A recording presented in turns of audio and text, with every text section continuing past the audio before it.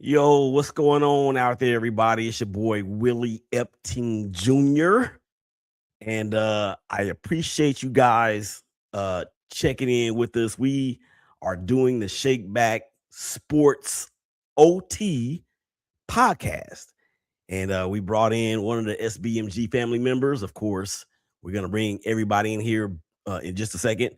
Donnie is back. Dwayne is back. Sam is here. And we are waiting on Mike Fuji, the Rocky Balboa of the ShakeBack Media Group. So we're going to bring them in here in just a second. We're going to get to all of the NFL type stuff, of course, predicting the playoffs and talking about our teams. And that's the reason why we're late, because they did too much talking off air and they distracted me.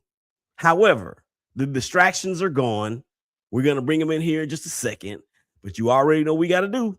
It is time to go. Now, right about now, you're about to be possessed by the sounds. 2-6 shit. Yeah, I know what it is. You little suckers get to talking, crabbing, not walking, strapped to the pong of their jaws and smacking, they sleep with the coffins. And they getting greedy like saying, give me yours. yeah, you know what it is when you hear that music, baby. It is another episode of, well, this ain't the Ballers Report. I guess it is, because they got ballers backstage and they know their stuff. Trust me when I tell you that. Let's go ahead and get him in here. You might know him as the Woster. I know him as the Woster, but you can call him Woster. What's up? Dwayne, what's up, man? Man, what's happening, man? Hello, world. What's good? Let's get down to the nitty gritty in the world of sports. Yeah, man, the nitty gritty is what it is, and our teams we're not playing anymore. We took our balls and went home, or they gave us our balls and they told us to go home. Pass the mic. Man, look, I need you to save me, Donnie, because I don't know what I just put my foot in. So come on in here and save me, man. What's going on? Look here, just hand the ball off to me. I'm ready to get across the goal line, baby. Let's go. How everybody doing out there? Good to be with you. I would sing, but I won't. It's the most wonderful time of the year. Playoff time. Let's do this. Yeah, that's exactly what it is. It is playoff time, and we're going to get to all of that here in just a second. But let me go ahead and bring in one of the family members of the ShakeBack Media Group crew. There's Ed Black, also known as Sam. And I got something for you. Black, that I want to see if you remember. We're going to get to it a little bit later. I just thought of it just now. But, man, how you doing? Man, if I was any better, I'll be you, bro. Well, I don't know if anybody want to be me right now, because this is the first show that I have done since my wife got sick back in August, and she ultimately, of course, passed away in October, and I'm just trying to deal, man. But she told me to get up, and not only did she say get up, she said stay up. But then she told me, it doesn't matter how long you stay up, just keep getting up. And I want to put this out here, because she is the love of my life. You dig? She is the love of my life, and I'm torn apart to have to go through all of these emotions: happiness, joy, upset, mad, pissed, confused, grateful. All those emotions they hit me at one time. And babe, I know you're watching from up there. Every show that we do from now on, you will be a part of. Look at my beautiful bride right here. But anyway, so I want to throw that out there. And I appreciate everybody for their patience and their prayers. And, people are continuing to text and call just to check on us, check on me. I have gotten a little bit better, y'all, of answering the phone and calling people back or whatever and texting people back, but I'm a long way from being okay. I'm just gonna say it, but you guys, you're helping the process, and I thank you for being a part of that. All right, so let's get to it. We have some football to talk about, and I'm gonna put the bracket up on the screen just so we'll know what we're talking about. I don't know about y'all, but I need help because I'm old and I can't remember stuff half the time. But we're gonna put that down for just a second. We're gonna talk about uh some things, some coaches, some quarterbacks. But I want to go here. Let's go here first. And Sam, since you weren't on the regular show, but what we talked about, of course, and you have the script. What we talked about was the Carolina Panthers and the fact that they're 8-9 and they won their division and they get to play a game at home. So we want to get your opinion on whether or not the Panthers should be taking their behinds on the road with an under 500 record, or is the current state of what it is that okay? No, I think it's okay the way it is. How did they? Who are they playing? They're playing the Rams in the first round.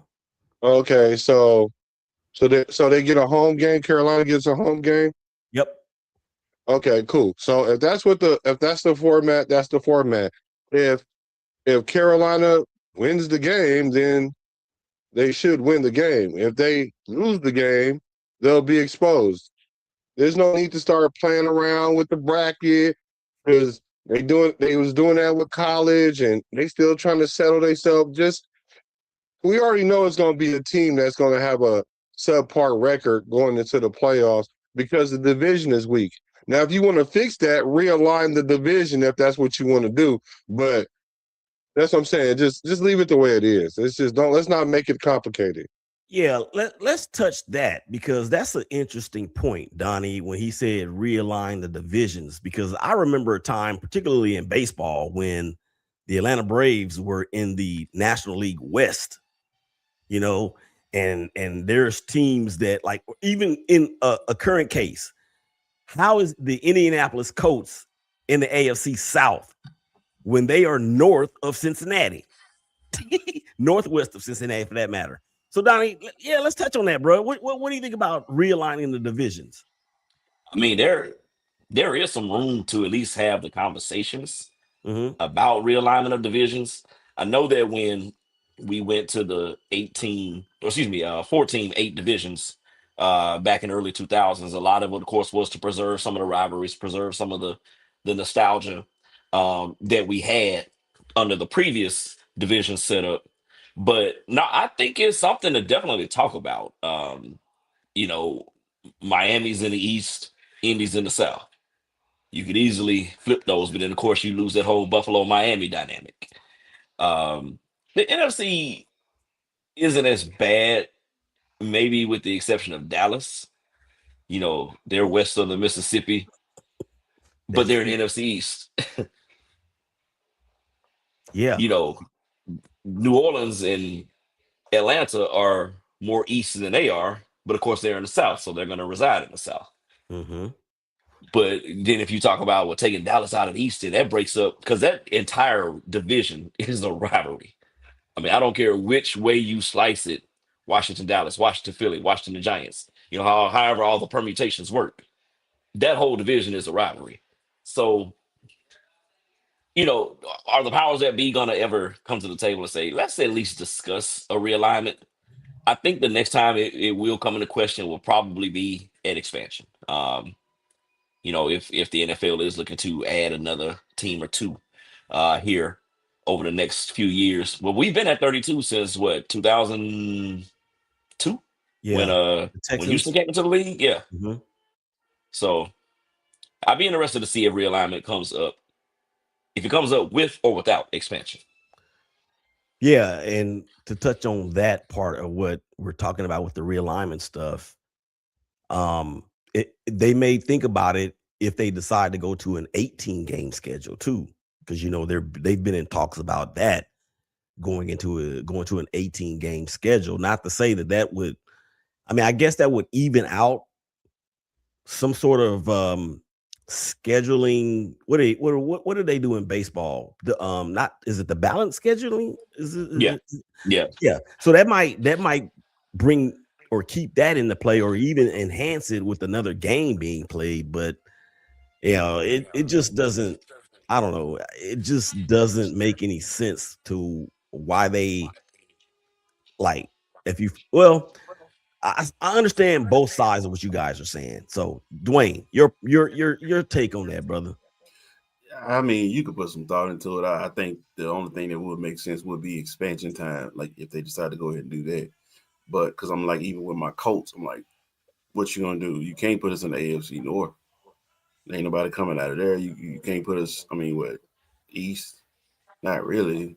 So I'm like technically more so Midwest kind of range, and outside of that, like it's really is what it is. I mean, like what in the NFC, I can see the Panthers moving to the East and Dallas go to the South, but then you lose your rivalries. That's money, man. And when you talking money, the NFL is like, nah, we ain't playing with you. What's Ooh. up? So peep this. If you Uh-oh. that's a good way to. I never thought about that. I mean, you could do it But alignment wise, it makes sense. you lose Carolina, Atlanta, Mm-hmm. but guess what you gain? And I can't stand the fans of either one of these teams. But to get this annually every year, Dallas and New Orleans. Dallas and New New Orleans, Orleans. Mm. Thanks. I But, think that would but be a trade off would you worth risk doing it. Dallas, Philly for that? But I And mean, that's what that's I the mean, thing though. regionally is If cool, they but do a balanced schedule, they may. I mean, who really cares about at this point, at this stage of the game? Who really cares about the Cowboys versus the Giants? I mean, really. the Cowboys fans and the Giants fans. that's it. But from an NFL perspective and from a money generating perspective, I mean that. Cowboys Eagles is a big game. But hold on before you go there. But the Giants and the Cowboys, there's no luster there. There's no exuberance because the Not like it Giants. was in the 80s and 90s. Right, that's my point. So at some point, I believe that the NFL should at least think about evolving with the times because when those teams were at their best, that was a whole generation ago almost.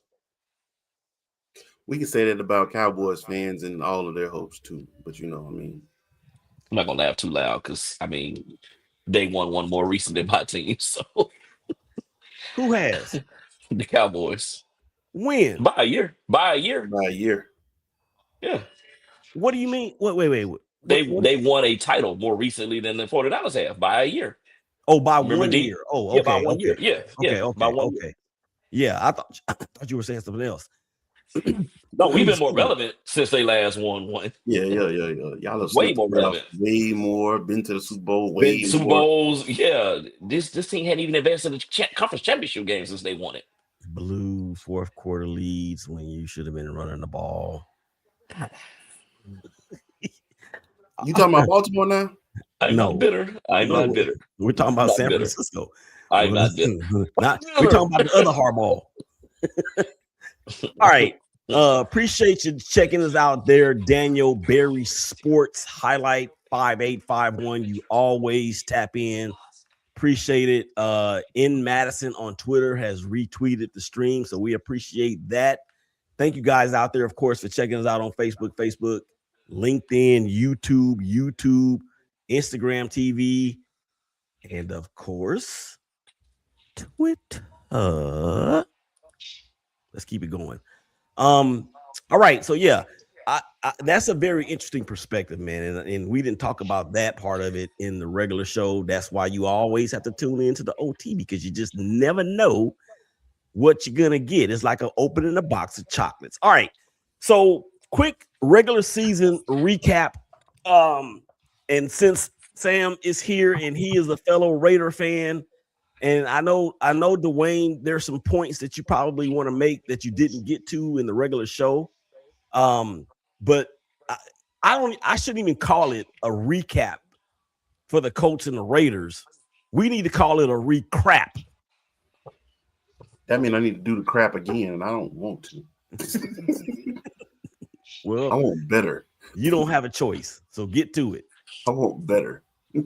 Get to it. The recap for, I guess, the 2025 season for my Colts. Plain and simple, we had Jonathan Taylor looking like an MVP front runner. But the problem with that was our quarterback was Daniel Jones. Now, I can know some people going, what? Wait, what you mean problem? I'd love to have Daniel Jones. Put a pin in that. Let's come back to that later. Like I said, from jump, the whole thing about Daniel Jones is he has to prove himself. Like, this is his second stint, or I guess you could say your second life in the NFL. Now that you're away from the Giants, you need to prove that they were the issue and not you. And then finally some defense coordinators said, well, you're going to show me. And they put 8 in the box. They took JT away. And then Daniel Jones just started looking more like New York Daniel Jones. But then, of course, the coach did what they can always do.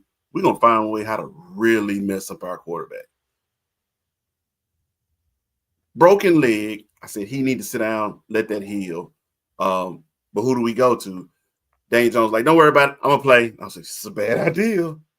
You on a broken leg. I don't think you should do that, because then you have to compensate on another leg. And sure enough, he tore his ACL. And we called Phillip Rivers. Grandpa. Phillip Rivers. Don't get me wrong. I know he was coaching high school football and everything, but that's all he was coaching. You know, most players, when they come out of retirement, you say, well, are they in shape? Have they been doing their condition? Is it? Rivers looked like he had been having, a couple beers with every meal. And then I'm telling you, I could hear it. 12 yards down the field. That boy, he was struggling to get that ball down the field. But I know what he did. He came back for the insurance. But anyway, the season fell apart. And we're at the house again, watching everybody else play. And still looking for a quarterback. Yeah, we have Shane Stanky as our coach. That's funny, because when you say insurance and Phillip Rivers, I think of two things, or actually three things. I think of AARP, I think of Medicare, and I think of Humana. But that dude had to come back because what he got 11 kids. Hey man, he was better at getting out the pocket as a 44-year-old man in the NFL than his wife. Well, that man got a lot of kids. I can tell you this much though. I will tell you this. The pocket quite a while with her. I'll tell y'all this: those healthcare costs from 2025 to 2026. Hey man, don't go there. They have dramatically increased, and I don't know what the. I'm not going there. Just hear me out. My blood pressure up now. But what I'm saying is that you don't know what his plan is like. You have to figure that he probably has a good nest egg saved up from all the years that he played and even the endorsements that he got. But that insurance ain't no joke, because it's not. Because I've seen people's premiums go up 60, 70, 80% from December to January, when you had to pay $25 for something in December, and then it skyrockets to $180. Prescription refills. Stupid. Exactly. That's why I get the VA. All right, Sam Black, bring it on in. Let me ask you this, because we're fellow Raider fans, and shout out to the late homie Darian Hopkins. When he passed, he was only 39 years old, and he was a huge Raider fan. And I used to enjoy Darion and Black getting into it while we were doing the Commitment to Excellence podcast. So shout out to him, man, and rest in heaven. But Black, the Raiders, what's up? So the recrap. Well, that's only fitting because it was crap last year, and we recrapped it this year, basically. But the thing about it is, I'm more disappointed than the fans than anything else, really. Like when Bro was talking about Indy, like all the stuff that he said, the most important, the thing that jumped out to me was he said Indy found a way to Indy, basically, and they kind of messed up the quarterback. And so he went out there because they was probably telling him, you all we got. It was obvious because they went and got Phillip Rivers, you know what I'm saying? And all things considering, he played fairly well, in my opinion. All things considering, they coached him. They coached for him pretty well, which I wish they would have coached for Daniel Jones a little bit better. But the injury thing always messes you up. So their issue is their issue. But how I'm correlating that with the Raiders is we're trying to find our way too. We were talking about we need to get culture. That's why we brought in a Pete Carroll to get culture. And then as soon as things didn't go our way, oh my God, get rid of him. He's too old. Like, wait a minute, he too old now? Like when they was hiring him, they was talking about we got this, we got this, we got that, we got this, we got Genty, we got Powers, we got and all the stuff, right? And then when things didn't go right, they kept watching the record. We was trying to rebuild a culture. And if you don't have a culture, you can't win championships. I keep telling people, you win championships from the head office top down, not the player up. So when Indy get their stuff together in their head office, they're going to turn the corner because we saw it this year. We saw it. Daniel Jones kind of showed who he was. Unfortunately, the injury is what it is. I hope they don't do him like we about to do Geno Smith. You know what I'm saying? We're just trying to rebuild a culture. So guess what? We got to rebuild a culture again 3 times in 3 years. But hey, I'm just here for the ride at this point because I have the perspective of I wasn't tripping on how the Raiders was playing this year so much. I just wanted to get that mold out of our head office, which was Chip Kelly. I told people from day one, Chip Kelly was going to be the demise of the Raiders because of who he was, or who he is. And then y'all want to give him a college coach, college offensive coordinator, all this money, and he ain't proved nothing in the NFL. The NFL is much faster now than it was when he was coaching. But whatever, that's fine. I thought we just need to change that before we could assess what to do with Pete Carroll. But we threw Pete Carroll out, so we're gonna keep on doing what the Raiders do. So I guess we're gonna be giving away tickets in the next 3-4 years because we're just a bad franchise right now, and we're relying on Tom Brady to fix it. Well, I agree with. Sorry for going so long. No, you good. You good. This is the OT, man. It's all good. But I agree with most of what you said. Pete Carroll is 74 years old. It was going to be a short leash anyway. I know his contract was for 3 years. Geno's contract is for 3 years, and I'm pretty sure he still has a boatload of guaranteed money left on that deal.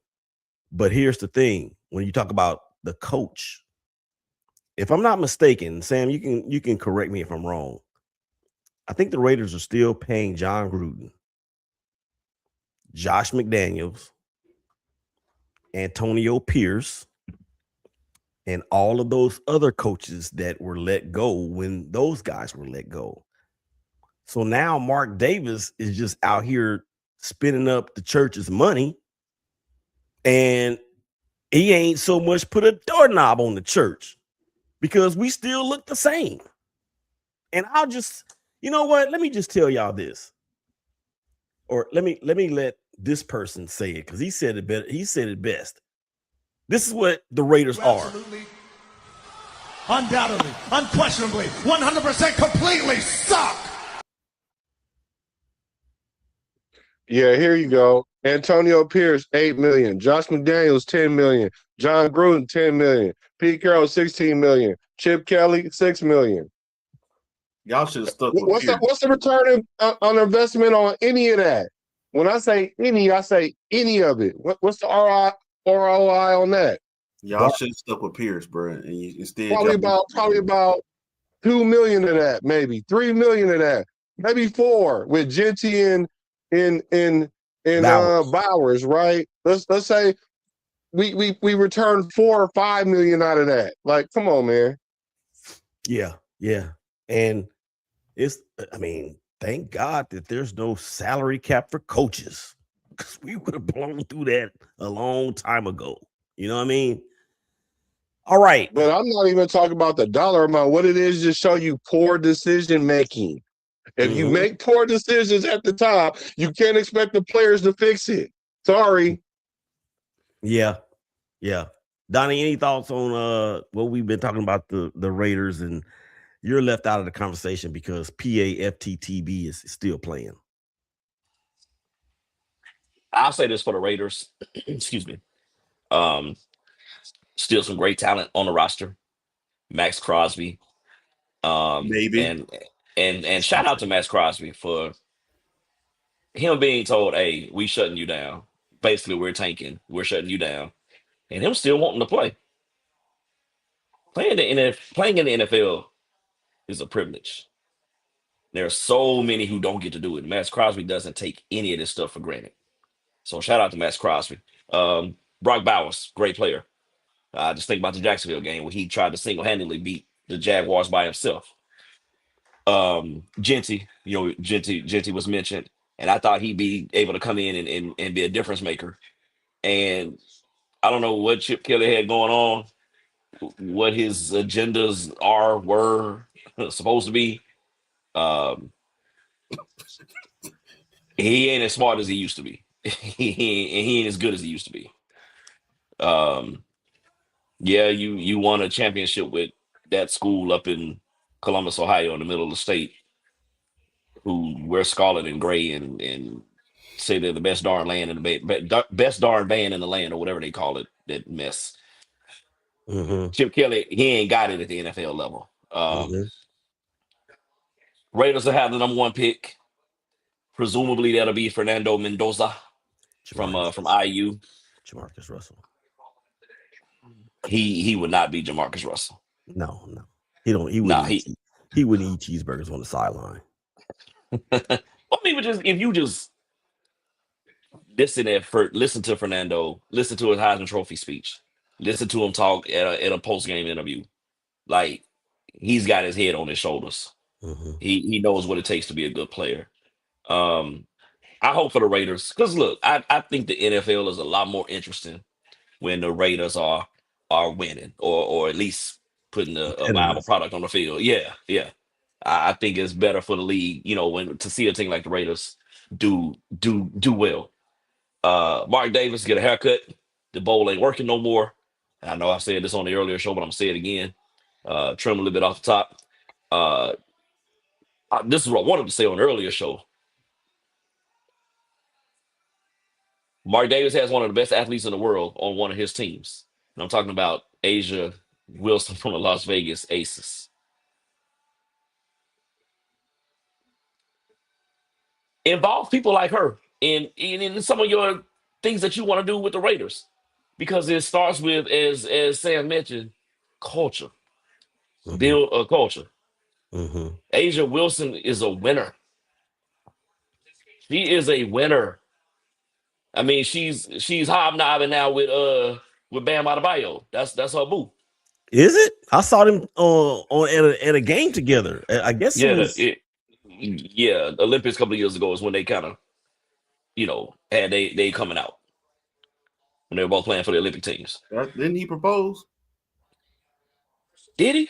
I want to say he proposed, but like they locked in or locked I in. don't know, Yeah. but they're obvious thing though. They came out Yeah, and they Oh discussed it and yeah. everything. they locked in. So like, yeah. Oh yeah.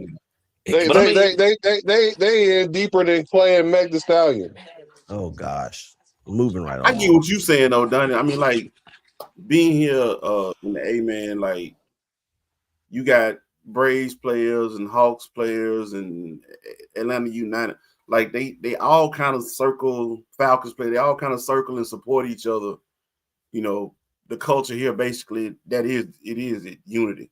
You know what I'm saying? Like Hey, that's one thing you kind of need to, because this Las Vegas is definitely an up and coming sports town. Because there is a potential market now for an NBA team in the future, but you need to Mhm. kind of build that Vegas unity to create some kind of culture there. And he already owns two of the sports teams there. I get Well, yep. all that sound beautiful, right? Kumbaya, right? And I'm trying to, and you would think conventional wisdom that would probably make sense, right? But that's not what the issue is in Las Vegas, because the city of Las Vegas, they're doing that part right. They're doing that part right. The Raiders is doing that part right. The Aces is doing that part right. And please don't think Mark Davis put the Aces together. Please don't think he matriculating all them winners out there. He not. Please don't. He not. Look, Oh, it and started with and, Bill and Laimbeer, Asia then coming went down to telling the Natalie Raiders Williams, and something. yep. No, that it's not. It's way bigger than that. It's bigger Yep. than that. It's a culture thing because the moment they moved to Oakland and took a lot of the things that made Oakland the Raiders. The Raiders is no longer in Vegas, and you can't supplant that with anything other than the actual Oakland culture itself. For example, like the black hole, the tailgating. You want to build your culture, you got to bring the culture back, and that means you got to not let them tailgate, but you don't want the parking lot smelling like tree like it was in Oakland.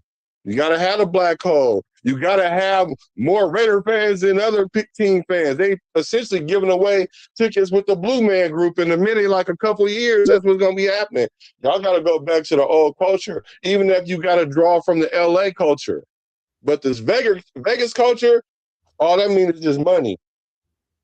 Yeah, and I'm glad you said that because we talked about this, and honestly, we spent a little bit more time on the Raiders than I wanted to, but y'all just are so good at what you do. We just keep going. But I remember us talking about this before, Black, that like, the Raiders will never have a home field advantage again. Never. Not in that stadium. And the bottom line is that if you want to create the culture of the Oakland Raiders and maybe even the LA Raiders, you're gonna have to move back there. Thank That's you. it. That's You're all gonna I have was thinking. you're gonna have to move back there. And Donnie, you remember the cat that we saw in the parking lot at the Coliseum and what he was Yep. telling us? Yep. He said that the venue, the Oracle Arena holds a lot of concerts there. And I know, Black, I know you live in the Bay Area right now, and I know you're from Oakland. So it's like when we drove up, all of the paraphernalia, all of the stuff for the A's and the Raiders, it was gone. Like they had just erased it from history. And that made me sad as a person that grew up out there, as a person, or kind of grew up out there, as a person that the Raiders being the first team that I ever knew, the A's being the first team I ever knew, the Warriors being the first team I ever knew. That hurt me because me and my pops, we spent time in those venues, right? And he knew a lot of those players back then. So in order for anything to happen remotely, getting Oakland or the Raiders to an Oakland or LA culture, they're gonna have to move back there, or they're gonna have to hire somebody in in a consultant role or something that once played for the Raiders that has that business acumen that can help get things done. That's the only way it's gonna happen. The only way, because Vegas is glitz and glamour, and Let me be Oakland is real quick. grimy. Let me be Oakland is real quick. grimy. I'm gonna be real quick with this part. Go ahead. Because the way I was listening to you break it down and the Black break it down, the way that this is the issue. You got the old ways. You're gonna have the new culture that you need to create. Let's go back to Cleveland Browns, and then they eventually became the Baltimore Ravens. You got Browns fans who were bring it back. Baltimore didn't look back. We can't merge the two cultures. We got to commit to where we're at now. So they just all out bought in, become who you are, where you are. Past is the past. Eventually, the Browns got their team back or whatever. I get it. Only way you gonna get back your LA Raiders, that whole is they gonna have to move back. Other than that, if they're gonna be where they are, they have to commit and create a whole new culture. The past is the past. You can't merge the two. Because like he said, LA or the Bay and Vegas, it's not the same. It's not. It ain't got to be the same. Because when the Raiders went to LA, it didn't change. But you really gonna have to put 2 feet in on which culture you're gonna be in and stay there. Yeah. You can't merge the two. Well, if you do that, then you can't be hollering commitment to excellence and all that stuff. You can't do that, right? So the thing about it is, you ain't got to go get no high market person to do this. Open up the parking lot, let them tailgate. Start there. Like you don't have to beat Oakland.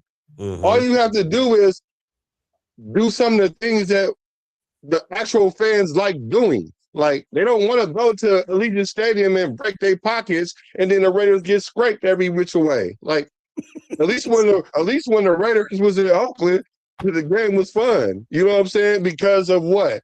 I think that makes a difference, though. A black hole, the camaraderie. When you walk through the thing, you holler Raiders. Everybody yelling it back. They don't even do that stuff now. You don't have to try to be like Oakland. You don't. Just take some of the good things that made you the Raiders and implement it. You don't have to change up or nothing. Otherwise, you gotta change your colors and your team, basically. Because that's the whole identity talk part that you're talking about. It 2, 3, 4 things can be true at the same time, right?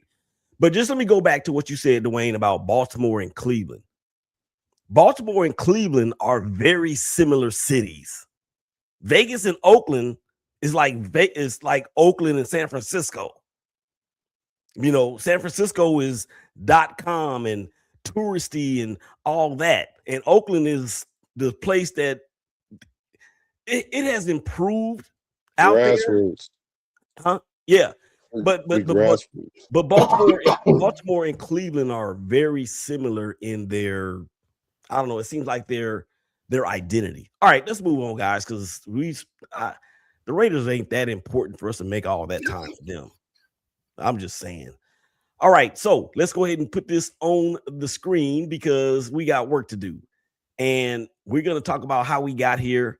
Of course, the Seahawks and the Broncos are the number 1 seeds or the number 1 seeds in each conference. You can see there the Rams, the Panthers, the Green Bay Packers, Chicago, San Francisco, Philadelphia, Houston, Pittsburgh, New England, Los Angeles, Chargers, Buffalo, and Jacksonville. You know what? Looking at this bracket, there's only 2 games which the teams have already faced one another this year. I didn't think about that. I don't think the Chargers and the Patriots played. I don't think the Jacksonville Jaguars and the Bills played. And I know the Texans and the Steelers didn't play. But Chicago and Green Bay and LA Rams and Carolina. So here's my question to you guys. And we talked about it a little bit a while ago. So we're gonna go here. Which one of these lower seeded teams, Black, has the best chance to win? What's the teams again? My bad. I was just trying to pull it up. No, I got it on the screen. Yeah, I know, but my screen is hella far, and it's kind of small on this screen too. But okay. What are the lower seed teams? The lower seeded teams are the Rams, the Packers, the 49ers, the Texans, the Chargers, and the Bills. Oh, okay. So the lower seed the lower seed teams is the Niners. I hate to say that, and the Bills. Well, the Bills better. They don't have no excuse now. There's no Patrick Mahomes. There's no Joe Burrow. So I don't want to hear it. Everybody talk about these quarterbacks that's so great. Josh Allen, he's good. He's good. He's borderline, but it's too early to tell. So he's the one. Mm-hmm. Now, for the Niners, though, they have playoff experience, and it's obvious that Shanahan is coaching his tail off. I'm always on his neck because his players always getting hurt, but he coaching his way through it. And I thought that they were the better team between the Rams and the Seahawks, like about 2 or 3 games ago, before they even beat the Bears. I thought they were, but then they showed me that they're going to do what they do. So I think I think if the injury will catch up with the Niners, which it probably will in the playoffs, if you're thin, it catches up. They have a real good chance. They playing good at the right time. McCaffrey ain't the one that's hurt. But other than that, Buffalo, they better win. I don't even want to have no reason why. They just better. Mm-hmm. Donnie, what's your reaction to what Sam said about the 49ers and being a better team, in his opinion, than the Seahawks and or the Rams? I can actually see why he say we're better than the Seahawks, especially offensively. Because I mean, with Sam Darnold, you don't know what you're gonna get. You don't know where Sam is gonna appear at the stadium that day. For Seattle, the Rams, just because of how in tune and in sync McVay and Stafford are with each other, and then Stafford is with his receivers, Puka, Nakua, and Devontae Adams, and then Kyron Williams running the ball, and Blake Corum has even come on, Go Blue, has come on of late for LA. But Shanahan, as smart as he is, because sometimes he finds a way. He finds that matchup. He finds that little niche that we can exploit on that defense. Mm-hmm. But then sometimes he outsmarts himself. And with a 10-point lead, you want to throw the football instead of turning around and hand it off to McCaffrey. I texted one of my partners during the game against Seattle this past Saturday night, and he's a 49ers fan as well, Marcus Davis. And I said, Mark, I said, if I was Shanahan, I would put in McCaffrey and Robinson in the backfield together. Because Robinson is more of a physical runner.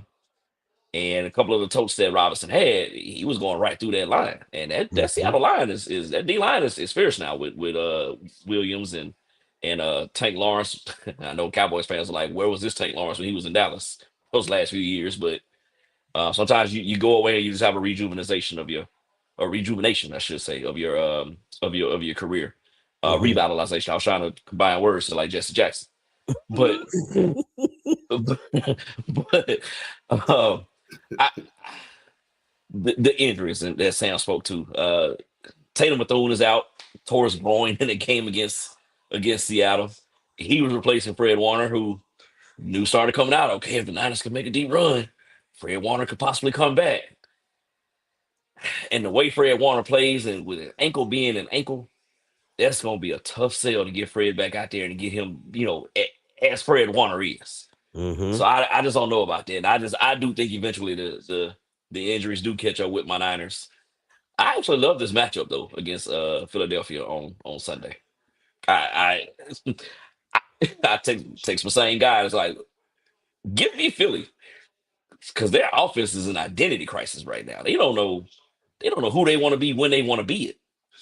And yes, my Niners do give us some yards, but I mean, look at the game against Seattle. When you get inside the red zone, it's hard to score against the 49ers. It's hard to score against the Jair Brown and a Malik Mustafa who's man, he's like a modern day Dante Whitner out there. Mm. Yeah, he can bring it. Yeah, yeah, Hitman. That's right, Dante Hitler. But yeah, in some aspects, I can see where Sam says the Niners are better than the other two teams. All You right. bring up a good point, real quick. Just real quick. The outsmarting yourself like that. Like I see why you don't want to keep giving the ball to McCaffrey because then he gonna mess around and get hurt, and then y'all season really gonna be gone. But they should use Robinson more in that situation. Like you right, even if you don't put them both in the backfield, use him more than y'all use him though. For sure, y'all could really do some damage to mitigate some of that. So that actually putting both of them in there, that might be a problem. I ain't never heard that one. I actually, and Donna, you can correct me if I'm wrong, but it was one of these more recent games. It may have been against Chicago, but if I'm not mistaken, they had both of them on the field at the same time, and McCaffrey was in the slot as a receiver. Yep. And that's the kind of thing you can do. Because it's like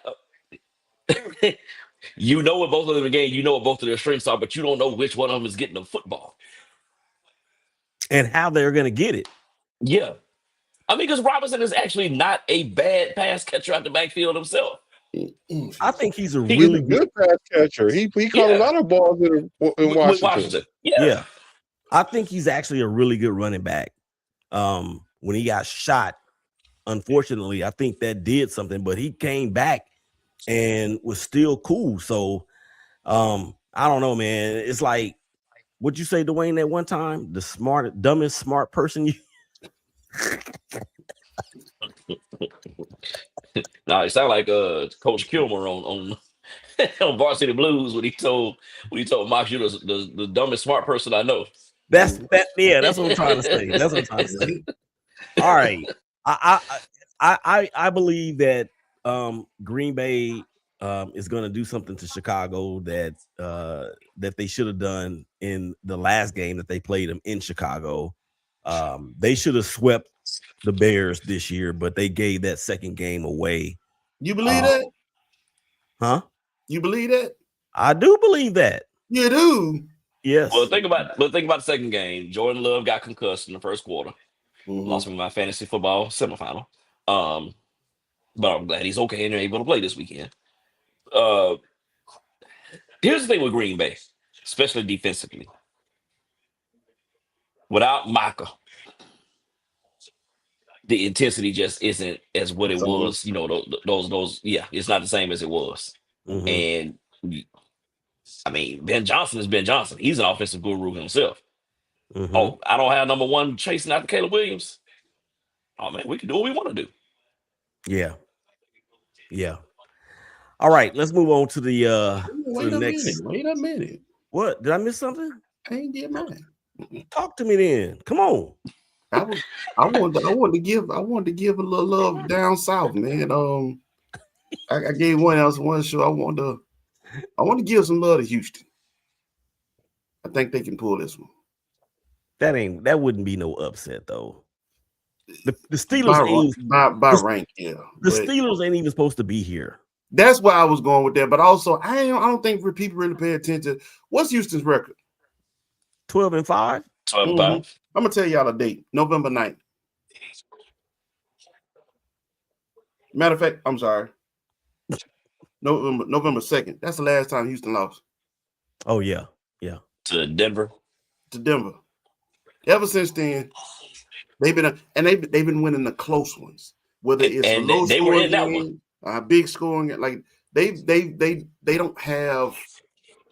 They don't sweat. Like they stay cool, calm under pressure. They can get you. They got one of the top defenses, if not, top 3 defenses in the league. I'm gonna say that at least. But I think offensively now,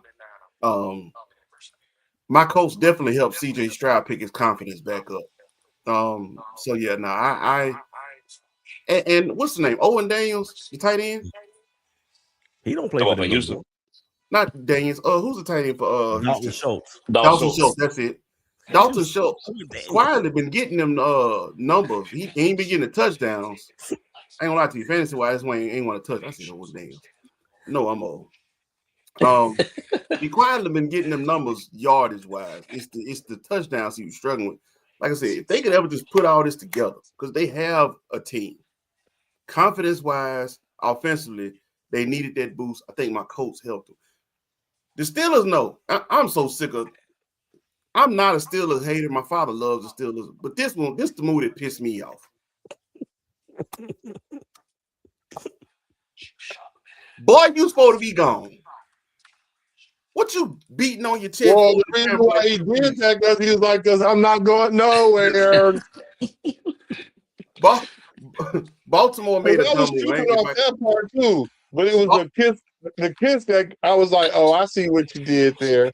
I was like, that right there made my you know what's itch. You know what I'm saying? Yeah, and let me ask y'all a quick question though.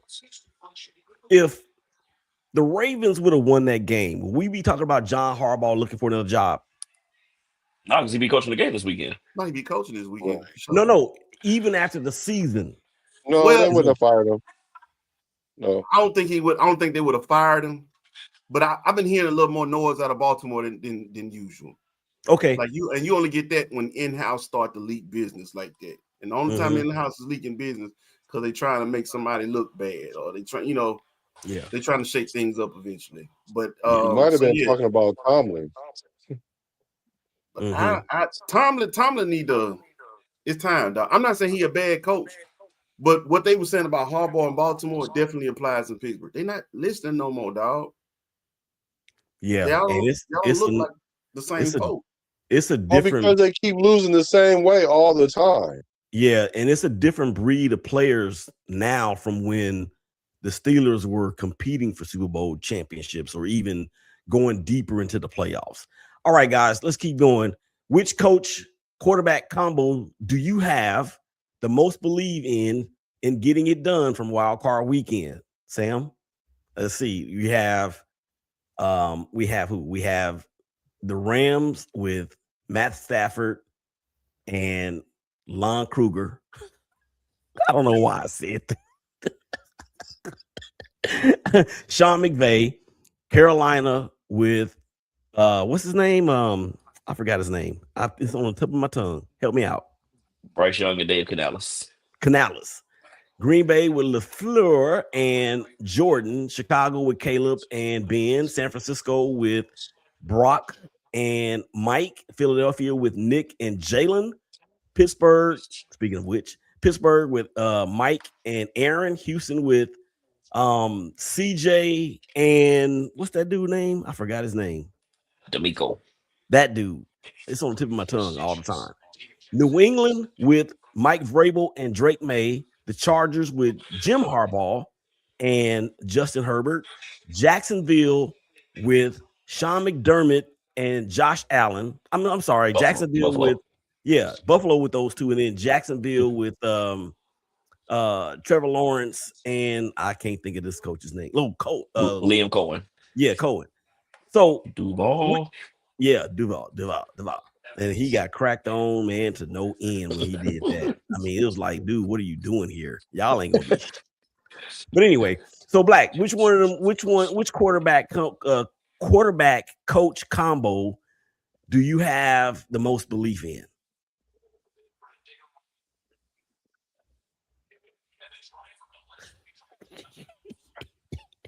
I'm gonna go with not Steelers. I'm going with Jacksonville because I've been telling y'all, not y'all, but I've been telling people. Told me nothing. No, I've been telling people Jacksonville. People keep talking about Trevor Lawrence is a bust, and I'm like, Trevor Lawrence is better than who they playing. Who I keep forgetting is the weakest quarterback in our division. Not the weakest in our division, but the Chargers quarterback. I was like, he better than him, and everybody love him. Herbert? What's his name?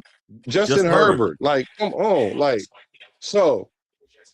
I thought they was. I thought they was gonna make the playoffs this year, but I wasn't sure because of the first year coach. But then, I knew they were gonna make the playoff next year.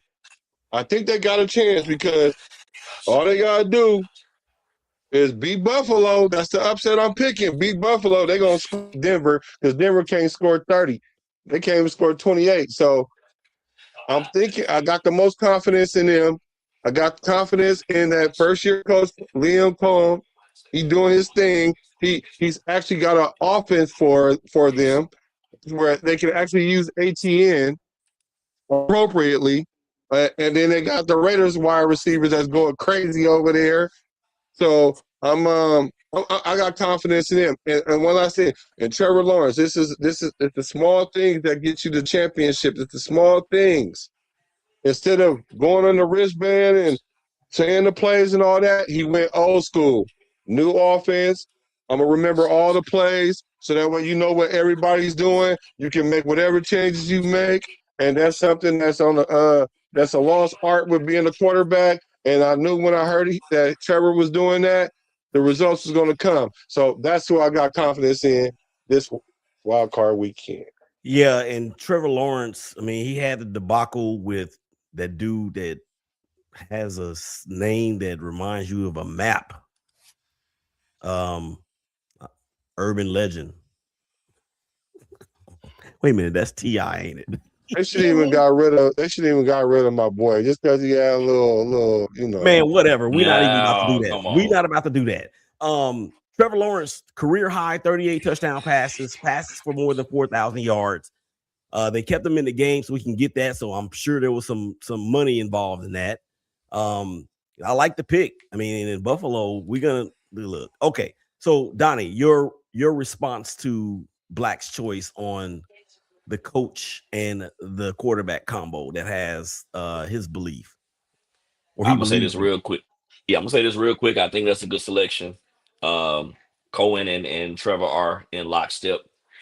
Trevor Lawrence, his first few years of his career can be, I think they can be lined up with Alex Smith. All those different coordinators, those first few years of their careers. Not necessarily the talent, not the player, the talent, but just the voice who's helping me out along the way here. We heard Michael Penix talk about I really don't have nobody helping me with the plays and with the formations and with the sets and all that. I mean, that's the equivalent of I'm out here in this water and I'm just drowning. I'm trying to swim, but I'm really more sinking. And Trevor, was he was out there, he was trying, he was doing his thing. I mean, Doug Peterson, I think, brought something a little different. From Urban and from the other coaches that he had, but Liam Cohen has just unlocked that full potential in Trevor. So I do like that choice there. I'm actually going to swing over to the NFC, and I'm going to talk about a team that I really don't like to talk about, especially positively, and that's the Los Angeles Rams, because I don't like them. But objectively, Stafford and McVay they're in lockstep right now. They're on something this could be a long life for them this postseason. Yeah, and a couple things to piggyback on. Cohen, he was the offensive coordinator for who? Tampa Bay. So Mayfield's last two OCs hard to playoffs. And the other one, when you talk about McVay and staff, that dude's going to win the MVP this year. And if they somehow get to the Super Bowl and win it, it's going to be very difficult to not qualify Matt Stafford as one of the all-time greats. It's going to be hard not to do that. Seriously. 5, 10. What do you mean? 5, 10 what? So I'm saying, you said top 5, top 10? No. All-time great. Just mentioned in the conversation. I'm not saying that he would be there. Because I don't want that smoke. He almost there now. Yeah. And that's what I was gonna say. Like, he's right below an Elway. He's right below I mean, you could even say he's right along with Marino. No, Marino ain't winning no championship though. I'll put him right there next to Steve Young. But we're talking Steve about Young really got one, right? I'm thinking Steve about Young got one. I'm thinking about I'll put him like right there. I'm thinking about from a numbers perspective. Not necessarily rings. Yeah, numbers perspective and individual awards. Because I mean, Marino didn't win a title, but I mean, he revolutionized the position. And he got it. I think he has an MVP too, doesn't he? He should have won MVP that year. He threw for 5,000 yards, first one in NFL history to throw for 5,000. Exactly. All right, Hold on, Dwayne. Yes, sir. Your choice for quarterback coach combo. Who you who you passing the offering plate to? You trust them that much? I like New England. However, I'm not gonna choose them because that is a rookie quarterback, and these are the playoffs. I'm not choosing Trevor Lawrence because again, these are the playoffs. You got to show me that you're ready for the smoke that comes with these playoffs because it's completely different from what you experienced during that regular season. They're going to key in on some things. They're going to take away your strengths, and then you got to show that you can adjust to that. I don't know if I can trust those young guys with that. But that big beast up there in the East, Josh Allen, even without the weapons that everybody else has, that's just a guy that refuses to lose. And between him and McDermott, I think I trust them the most, even over the Rams. And I guess mainly because with the Rams, they have the potential. Are they consistent enough? I don't know. The one I know consistently going to show up every week is that big beast from the East, 17. That big joker going to say, no matter what, if I got to drag y'all, we going. Let's go. Man, I'm worried. My second choice probably would be the Rams too, because the Rams are right there last year, though. I'm worried about the Buffalo defense, bro. I don't have any, and I guess that would be the premise of the question, because we're not talking about the team and what they are good or what they're not good at, but in the overall perspective of the game itself, Buffalo, I'm really, really concerned about because of their defense, man. They cannot stop the run. And the Jags with Travis Etienne and that other cat that they got, man. Tootin'. That's what I call him. But here's my only thing about that. Even with them not being able to stop the run, as long as Buffalo is in the game, I'm still never saying, oh, you got him. For some reason, that boy, Josh Allen, is like, nah, as long as I get the ball back, we gonna do what we need to do. Like I said, my concern with the Rams is they have the potential to be a 28, 30 point a game scoring team, and then they'll turn around and put up 12. And what happened? What happened to the high-powered offense? What happened to the genius? Where's Boy Wonder? Where's the golden arm? Like, what happened? And so, because it's like a roll of the dice with the Rams, I know what I'm getting with Buffalo. Yeah, but my pushback on that, Dwayne, is you said as long as they stay in the game.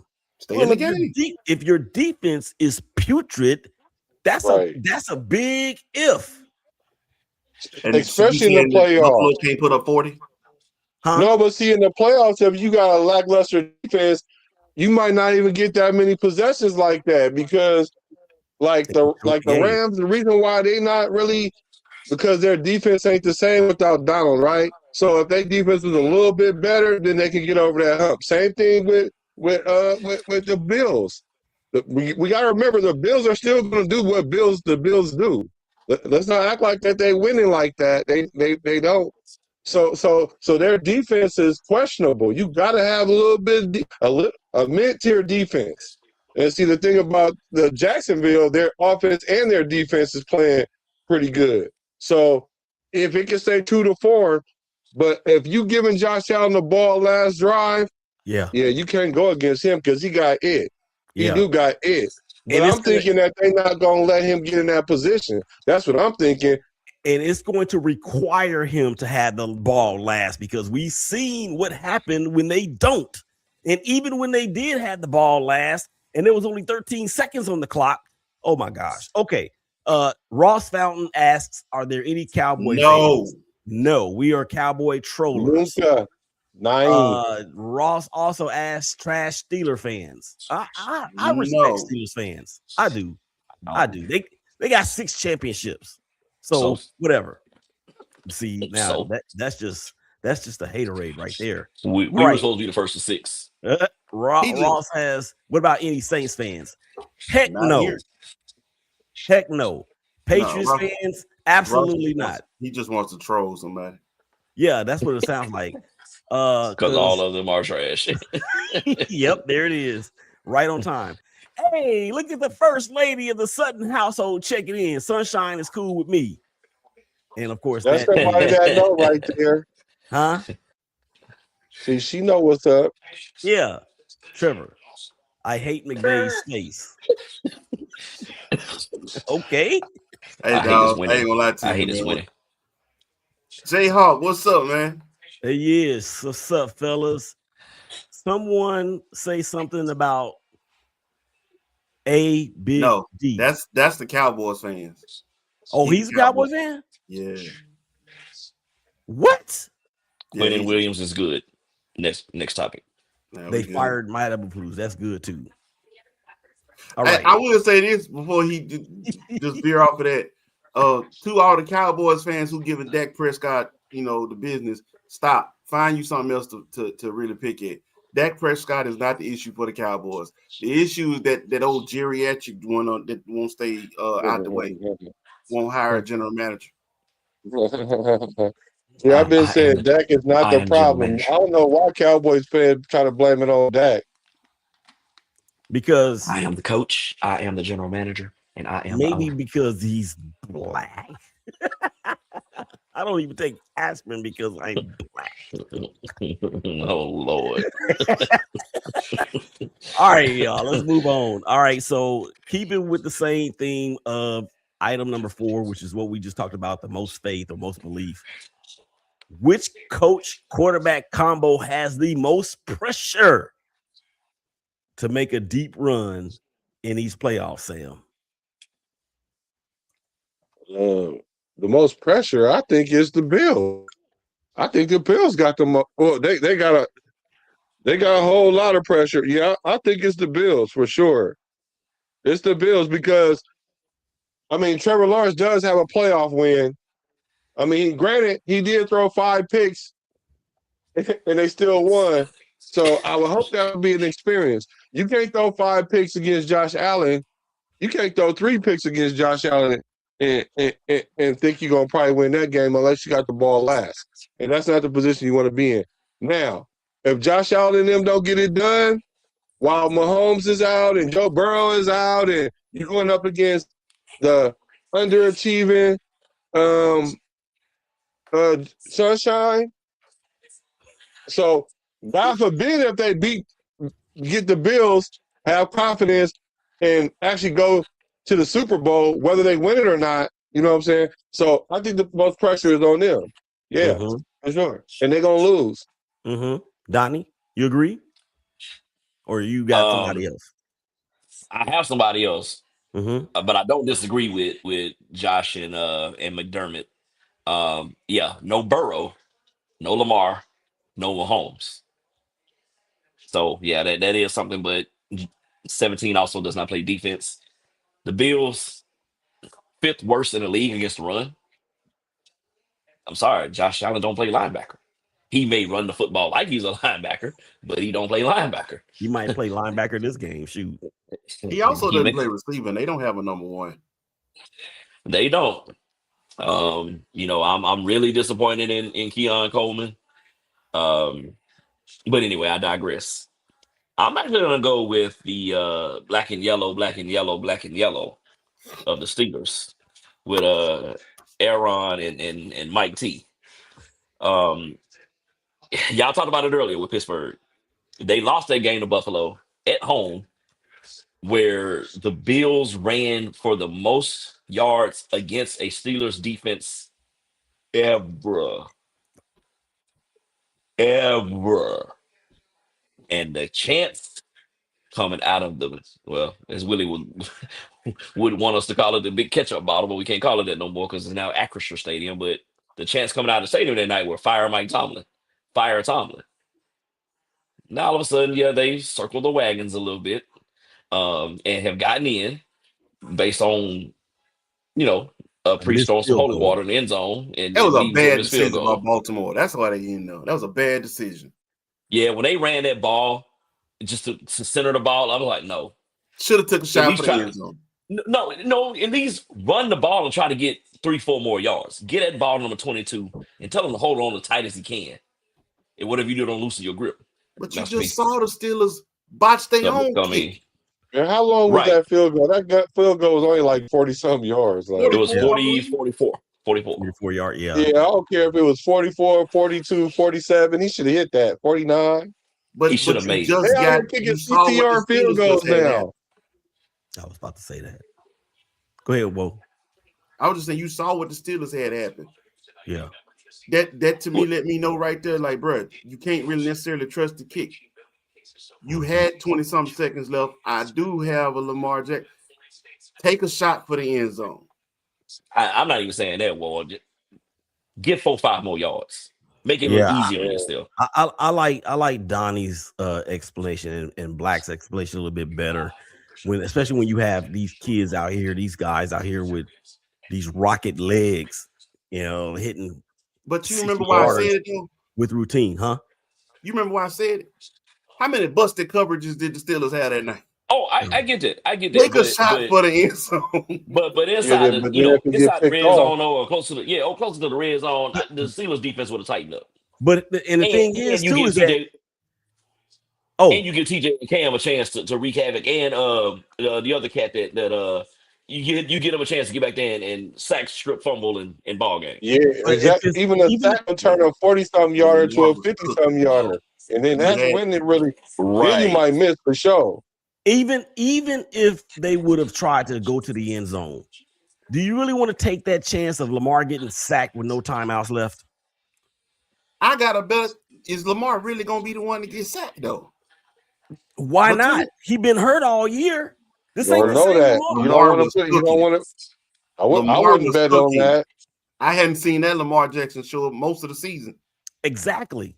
Lamar was cooking, and while he hot, take a shot. That may have factored into the equation because he hasn't been the Lamar that we've seen in the past.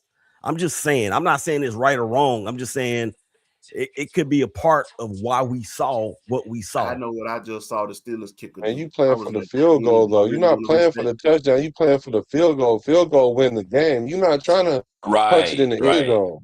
Yeah, it's not like they were down by 6. But the field goal wasn't a sure thing. Again, you just saw what happened to the Steelers.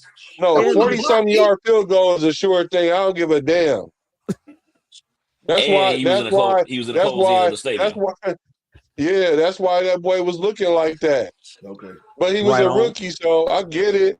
But the thing about it is, if the Steelers lose this game, they're gonna be hollering fire Tomlin because they always one and done. and that's why they're under the most pressure. Yeah, they got in. What they do? But Will Anderson, Danielle Hunter, they're coming. That's that crew, right? I think Will Anderson has 10.5 sacks, and Hunter has like 16. Dude, how many sacks did the Raiders have that one year? It was like 15, and Max had like 10 of them. But they got this boy named Stingley too. I don't care if they're getting DK back. Houston defense gonna show up and cause a problem. And DK Hunter had 15. He disappears too much for me too. So, Hunter had 15 sacks this year, and I get back here with you on Will Anderson. He had 12. So that's what they had more. Them dudes had more sacks. They had triple the sacks that the of the win total for the Raiders. It's ridiculous. All right, let's move on. I want to agree with Sam because, and we talked about it on the regular show. Sean McDermott, man, that seat probably feel like it's got the devil poking him in the butt because he is on the hot seat. And Lord. And I don't think they're gonna make it, bro. But be that as it may. All right, so let's keep going. What they the 6th seed?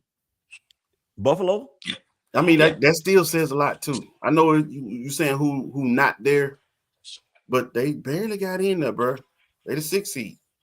No, it's not that they barely got in. It's just that Oh, the Jacksonville AFC, at home? yeah. Yes, Jacksonville is at home, right? Oh yeah. I ain't gonna lie, Yeah. if they was playing in Buffalo, that's the easy win for the Bills. I wouldn't say it would be depending on the weather. Well, I That wouldn't say it'd weather be is what easy, makes but that's why I made it kind of like up in the air. Yeah, Jacksonville better win this game. Yeah. So the light just turned on for Sam, and he and the light just turned on for him when y'all said that Jacksonville is at home. So he gets this.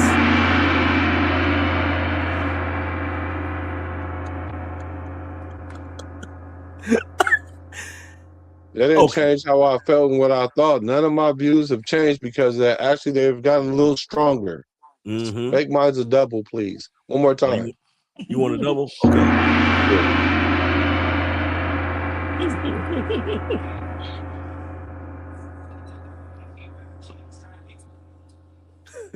That's a long bong. Long gong. All right. Jeez. Let's we're gonna get to the Super Bowl predictions at the end. I'm not gonna do over under. And as far as did you see that? I don't really want to play the sounder, but it's just that, well, you know what? You can't do did you see that without doing did you see that? So Sam, we talked about it in the regular show, something that or it could be something that the Raiders did or any other team or any other sport, because I switched it up based on something I had heard earlier on Friday. So we can go ahead and do that real quick before we actually get to the predictions of these games. So this is that part of the show where we ask the question. Oh my God! Did you see that? Did you see that? Or did you hear that? Or did you feel that? Did you see that moment, Sam, at all? Anything at all? This year, well, no, yeah, my did you see that moment was I would say Klay Thompson and Meg Thee Stallion. I mean, because it's like I have to say it like every 2 weeks. Did you see that? Did you see that? Like, did he really name the boat after, or is that fake? Did he really get a house, or is that for real? Oh, did he get a tattoo? That's probably fake. Oh, but he is doing the Michael Jackson with her in the closet. That's for real. Did you see that? Like Klay really acting like he ain't never had no Hold it, no hold black it. or no ratchet. You know what I'm saying? And he messed around and found out. So Klay, I hope you get it together. I hope she ain't playing you, bro, because obviously history doesn't matter with the woman no more. She just got Tory Lanez put in jail, but that's neither here nor there. So play. We wondering if you okay, Klay, out here in the Bay. We wonder, are you okay? Yeah, he didn't came to Texas and got turned out. Look, I've said, man, ever since I heard that they were together, it's like those are two people in the world I would have never put together. I mean, this is the same dude who on the stage of the NBA Finals championship winning ceremony said "Holy cannoli." Right. Klay is like the most. You already know he got mental health issues and all. I mean, come on. That's the last woman that he needed to be with, for real. What did Will say on the Fresh Prince? Because I don't be saying things like "pray tell." Yeah. All right, Shoot. Donnie, give us your. Oh my God! Did you see that? All right, so let me take you back to one of the candidates for game of the year. It was between the Chicago Bears and the San Francisco 49ers. And inside the red zone, 49ers without playing that game without a healthy George Kittle. Trent Williams went out earlier in that game. Ricky Pearsall, he played in that game, but wound up getting hurt again. But here you have Brock Purdy rolling out on a pass play that it looked like he was going to scramble and run. He starts like he's going to go forward towards the line of scrimmage. He backs up, fakes out a couple of Bears defenders, and somehow out of the corner of his eye, he finds Kyle Juszczyk standing in the front corner of the end zone behind the pylon for a touchdown. And then I'm not going to do the Dougie, but my quarterback, Fran Brockington, hit the Dougie on the Chicago Bears. Did you see that? Well done, sir. Well done. Dwayne. Did you say Fran Brockington? Please tell me that ain't what you said. Fran Brockington. That's what he was going with. That's what he said. You heard it here. That's what he said. All right, Wayne. Oh my God! Did you see that? Hey, I know what I said on my first show. I'm gonna expand on that. Really, I watched the man trade a quarterback within his own division. He traded away the backup to that man before the season even got started. He traded away his top two veteran quarterbacks and started the season with the rookie. And one of them could barely see over the old line. And he kept allowing that man to keep playing. He was throwing passes into the dirt on screen passes. He was throwing passes into the dirt.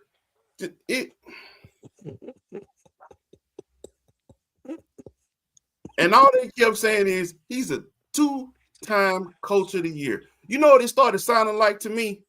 Y'all remember Al Bundy? Yeah. What Al Bundy say? I want to score 4 touchdowns in a single game at Polkai. That's what it was sounding like every time people miss Kevin Stefanski's his coach of the year. Because I'm like, are you sure?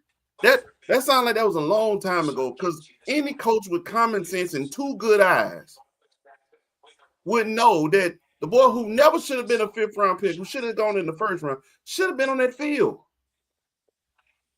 Should have been on that field.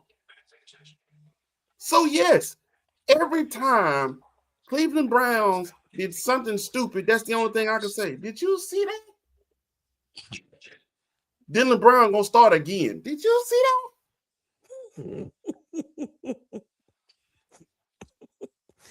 Well, Shador played the first game. Are y'all gonna commit to him playing next week? We haven't decided that yet. Did you see that? Yeah, and that's the reason why he is now unemployed. But it won't be for long because he's been linked to possibly the Giants. He gonna ruin Jackson Dart. Yeah. Well, I mean, Lane Kiffin should have gone to the Giants. No, I agree. You think so? He should have. That was his quarterback. Go get your quarterback. Play in the big market because you Lane Kiffin. You like the lights. Go. And you would have made more money. So that's interesting, and I want to dive a little bit more into that because that is interesting. And we got Sam back. Let me pose it to you this way, right?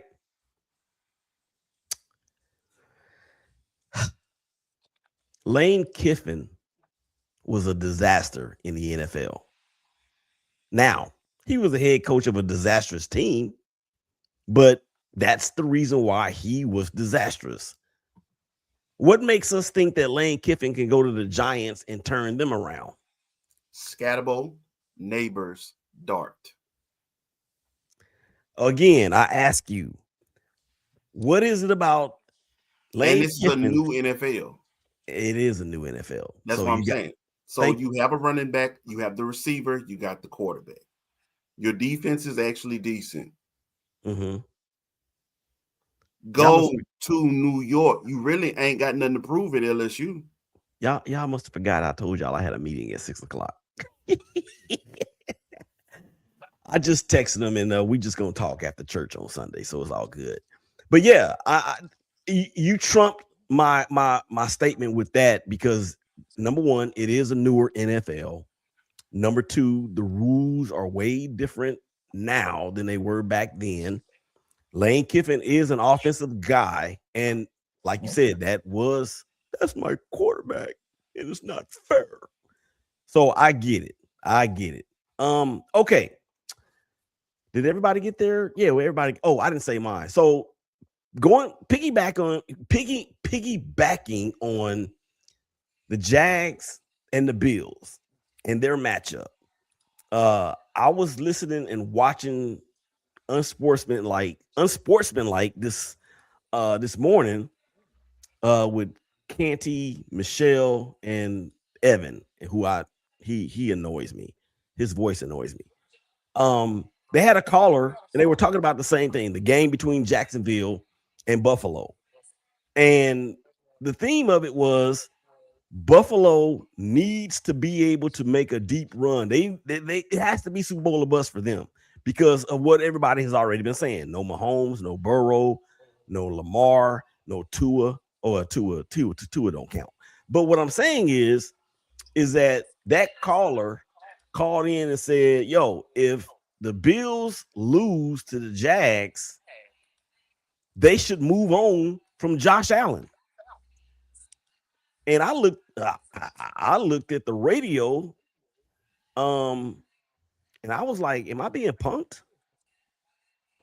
Because that dude was simply good dope. Something. Rubber? I don't know. But I wouldn't get rid of Josh Allen, but losing in the first round is not a good look. It won't be if they lose, it won't be because of him. I think we know that. Well, no, you don't necessarily get rid of a player because they playing bad. It's because what you can get for them. Because if they do move on, right, and then they get, they're going to get the world for him, then you can go get you a new quarterback and really start all over, really, and add some other stronger pieces and get a mid-tier quarterback. You know what I'm saying? Because just because you have a top-tier quarterback, he eating up all your money, then you can't build a defense. So Josh Allen is too important, not only to the Buffalo Bills organization, but you the do not get rid of Josh Allen. Not get rid of by Josh any unless somebody is offering you what Mike Ditka did when he drafted Ricky Jackson. I mean, not Ricky Jackson. Ricky Williams, what, 3 first rounds? You don't think 2 first rounds in the second round? Like, you don't think somebody? That's what I'm saying. That's what Buffalo would have to demand. Look, I need all y'all's draft picks. Yeah, pretty much, and I'll take them for Josh Allen because look, you already been to the pinnacle and you can't even get to the mountaintop. Matter of fact, we couldn't even get on the mountain. They don't need that many pieces, dog. Like y'all need all that. Y'all need all them pieces. Hey man, watch your mouth. Anybody ask you to talk about the Raiders, dog? This Raiders. Hey man, I'm just telling the truth. Don't be sensitive about it. All I was saying I sure was about to say, do the Raiders call Buffalo and say, "Hey, give us Josh Allen, we'll give you all our whole draft"? No, hell no, because the Raiders not in position to do that. And that's what I was thinking. I mean, we got some picks now. You know, we're in a position to do that. Yeah, a team like Indy might need to do that. No, the hell. Nah, because Buffalo's gonna want back. No, they gonna want Jonathan Taylor. They gonna want back. Pittman. They gonna want back. Have to give up way too much. Somebody. Draft picks, bruh. We don't need all. No, you don't get rid of a Josh Allen. The coach will go before Josh goes, and that's I'm not saying you do it. I'm just saying if you're gonna entertain the idea, though. Like, why would Joe Burrow entertain the idea of leaving Cincinnati? Because they suck. They suck. And Cincinnati has a history of being the Bungles and not the Bengals. So wait a minute. So we just was throwing Joe Burrow in the same conversation, but all of a sudden now they suck. Bruh. What that was telling me is as much as they suck, they still was in the conversation at the pinnacle of talking about making a run to the Super Bowl. I'm not saying that they go to win the Super Bowl, but not to the point where you get rid of your franchise quarterback. But that they were talking about Cincinnati like that because of Joe Burrow and Jamar Chase and T. Higgins. That So why last don't you year, just build the defense now? because it's They ain't Cincinnati, got no money. they didn't even want to pay Hendrickson. Led the Because league they in ain't got no sacks. money. Because they don't have no money. Bro, they can figure it out. You know, NFL teams can figure it out. They always do. They are You can't 150. overspend on one side of the ball and think Bro, the what other I'm side. saying though, what I'm saying though is this: is that we hear it all the time. The Cowboys, the Raiders, or whoever, there are $16 million over the cap, and then 3-4 days go by, and you'll see it. They have restructured so and so's deal, and now they are under the cap. They know what to do. Yeah, that would be cool if these guys had already got their contract 2 or 3 years ago. They just got these contracts. I'm still gonna ask him to restructure because he can't restructure. stay healthy. He can't stay healthy. I need to get some. I need to recoup some of that money, dog. But that's because his offensive line is terrible. Well, I gotta pay the offensive line, so I'm gonna need to recoup some of that money so I can pay for your protection. Because and they can do that. healthy. All you gotta do is restructure it and put it in a bonus. That's what I'm saying. Restructure it. He gonna restructure. Yeah. He'll do it. Baltimore gonna do that with Lamar. They're gonna restructure him too. And they should. And he should want them to do it. Because that's gonna help him out. Yeah. It ain't no pay cut. You just get more money up front. It's gonna be tax teller more. But guess what? Now you still get okay. I'm done. But no, Josh Allen ain't going nowhere. No, that was the dumbest statement I've ever heard, and I'm talking about even some statements that I've made. It was dumber than some of the statements I made, and I've got some doozies out there. All right, so the brackets. No wonder you get B's and everything. I'm sorry. I'm sorry. Yo, that's my. It would not be an In the Zone sports show or SBMG production along with I Am Woe Productions. It would not be a production if we did not have at least one Cosby reference. Oh. All right, let's get to these brackets. Guys. Let's predict these games. What we want to start? We want to start in the AFC or the NFC, or do we want to start who's playing first? Go AFC first, dog. Go to who? Go to the AFC first. Why? Because it's three AFC team lovers and compared to one. Nah, it's probably gonna be a little more thought provoking on the NFC. So let's go and get the AFC out the way. Okay, I like that. Sam.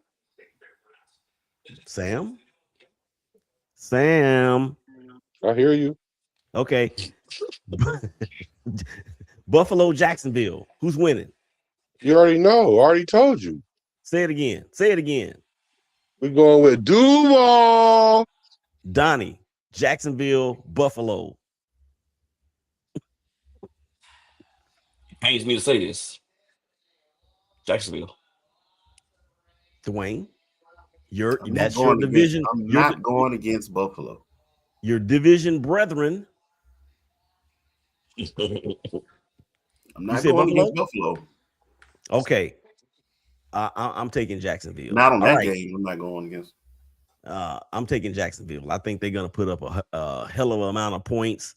And Sean McDermott, who's a defensive guy, might be he might be the 9th or 10th coach fired this year. I'm fired.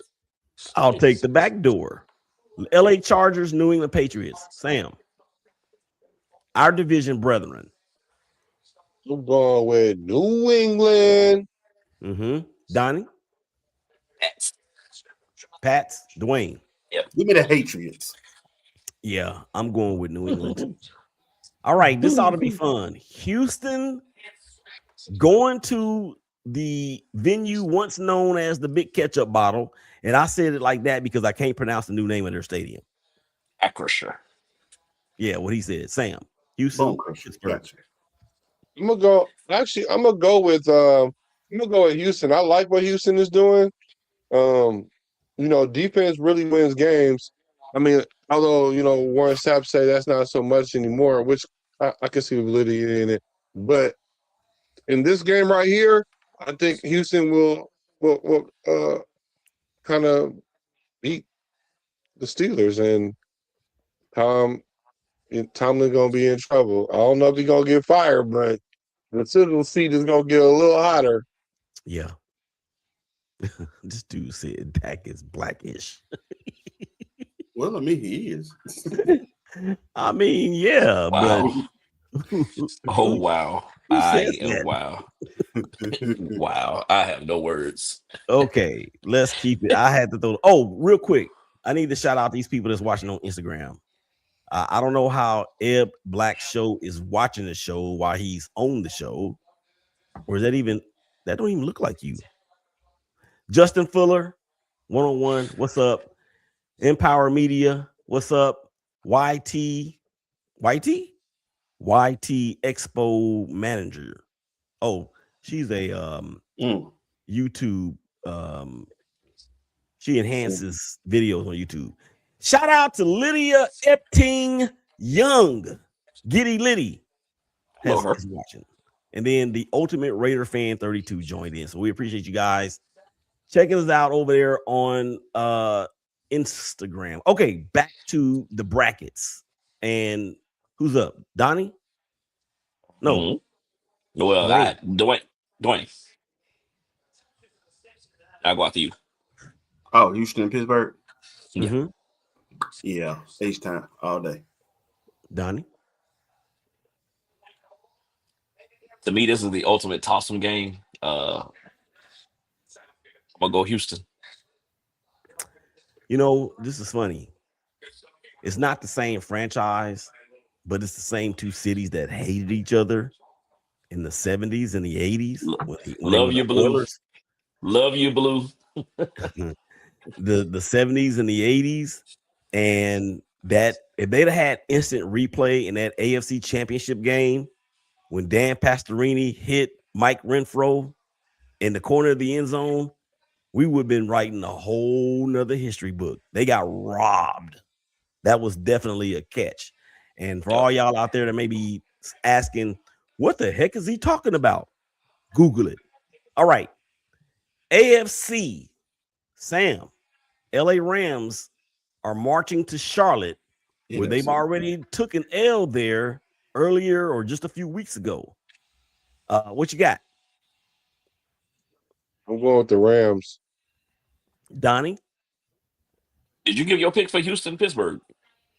No, but I'm picking Pittsburgh. I'm picking Houston.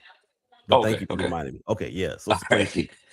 And I saw that. I was watching that clip, that whole drive of what you talked about with Mike Renfro earlier this week, and I was just like, man, that's crazy how that planned out. Anyway, I'm gonna go with the same old sorry Rams.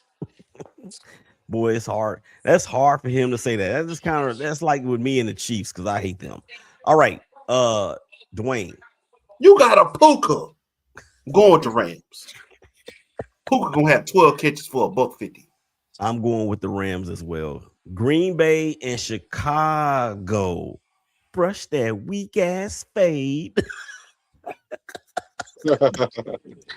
Poetic justice.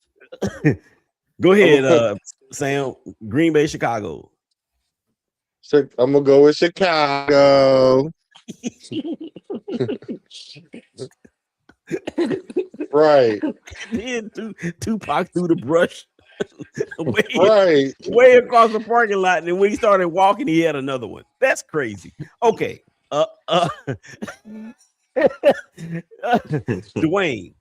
Donnie.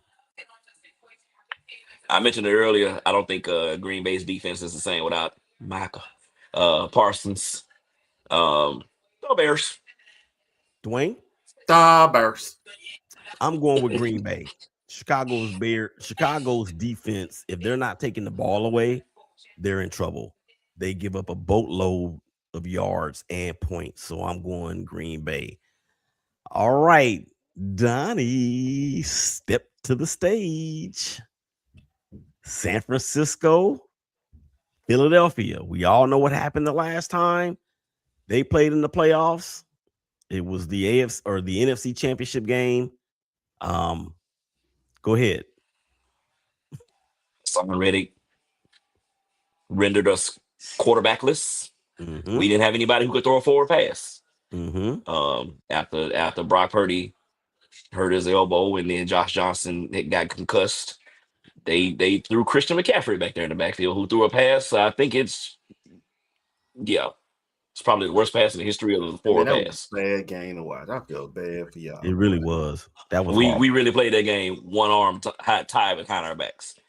But I'm actually gonna speak more to a positive. Later on that same calendar year, the 49ers went into Philadelphia and took the soul of the Eagles, which was the beginning of their downfall a couple of years ago. I think Philadelphia is in an identity crisis when it comes to offense. I think they're trying to acquiesce AJ Brown too much and throw him the football and not turn around and give him the ball to number 26 with the biggest thighs in the history of life. Facts. I think it was going to be a surprisingly defensive slugfest. Give me San Francisco to win on the road in Philly. Sam? Yeah, I probably would. If the Niners would have won last week, I would have thought they would have lose this week. But I think they kind of they lost last week, right? Yeah. Lost last week. Yeah. They wouldn't have had to play this week if we won Yeah, last that's week. right. Yeah, I think it kind of woke their game up a little bit. So I'm leaning towards Philly, but really, I think the Niners gonna go in there and upset that. Whoa. And you know what happened when you win too much? You start losing? You get bored. Oh. I think the Philadelphia Eagles was waiting for this time of year. So you saying they're going to turn on the switch? I think the switch is going to come on.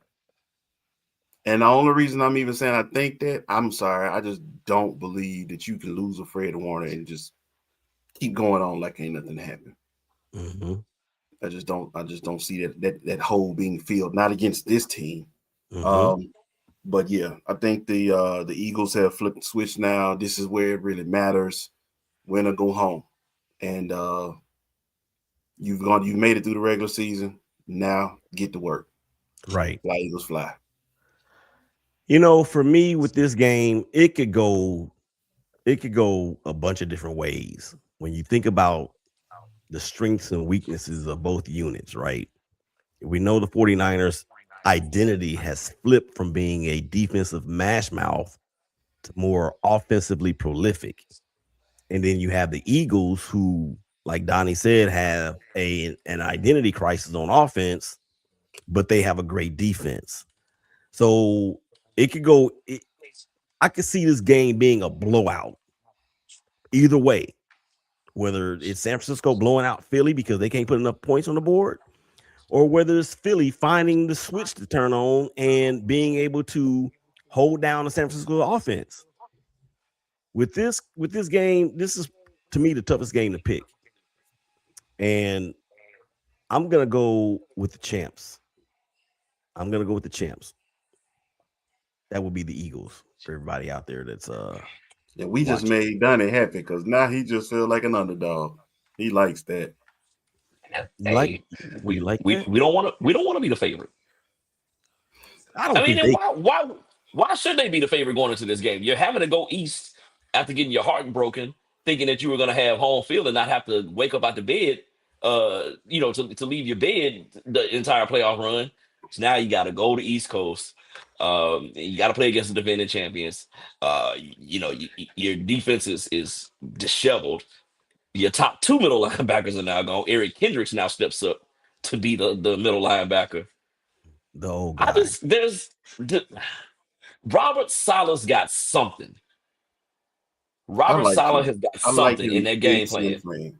And I don't think Philadelphia is going to be able to get had that game plan and had that offensive get off like they've been getting off in some of these games this year. I just think Saleh's got some up his sleeve. And Fran Brock Purdy to the rest of y'all. My computer crashed the last time you said that. You'll be all right. I got a perfect recipe for you. You already know where I'm going. Go ahead and say it.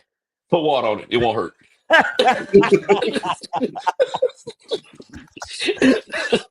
The Niners do play better when they are not the favorite when they're humble. Back against the wall. Yeah. When everybody wearing red and they going into the week and they on high, then that's when they have the letdown, which is crazy. But when they're not expected to win, then they show their true colors to a great degree. So that's why I kind of like. That's why I say I think they got the wake up call. As far as the switch y'all talking about, I don't know. It's a Saquon switch. Let's just be honest. And you don't just turn on a running back switch like that unless you're not expecting him to play like that. And I hope the Niners, Salah is coaching for that, because if he's coaching them week to week like that, then the Eagles might just run through him like X-Lax.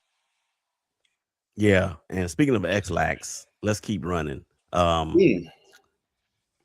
Let's talk about who is going to be in the both conferences championship games. So not really predicting anything as far as the divisional round.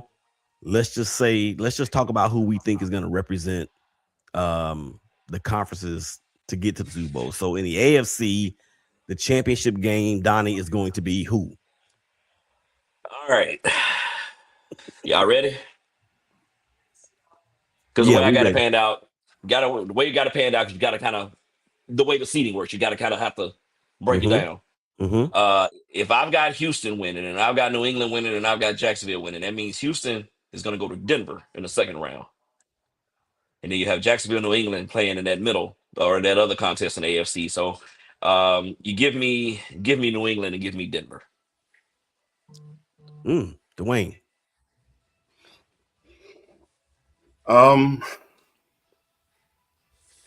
Honestly, dog, I want to go. I say I had Buffalo, I have New England, and I got Houston. And then you say Houston plays Denver, right? No, so in your scenario, Buffalo will go to Denver because Denver plays a lower surviving seed. Oh, Buffalo goes to Denver. Buffalo can play in Denver. Rematch of last year's division or wild card. Buffalo can play in Denver, but that is thinner air. Denver runs the ball pretty well, decently.